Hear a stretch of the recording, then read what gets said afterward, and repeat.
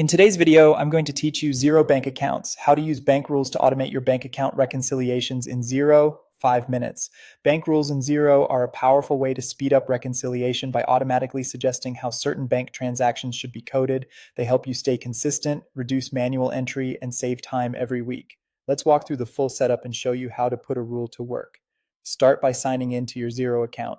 Click Login, enter your credentials, and complete any security steps if prompted.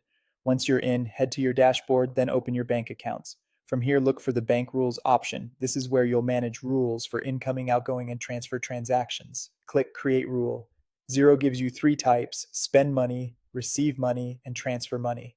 In this example, we'll create a spend money rule for common outgoings like subscriptions or utilities. First, define when the rule should apply. Use details that are reliably present on the bank feed, such as the payee, description, or reference.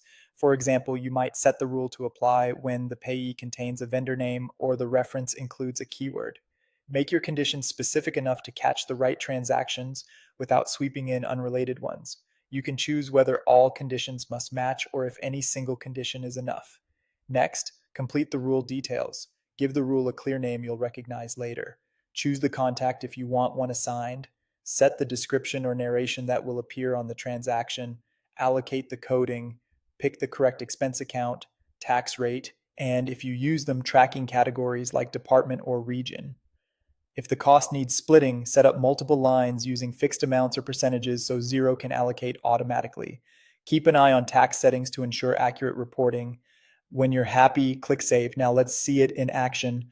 Go to your bank reconciliation screen and find a transaction that matches your new rule.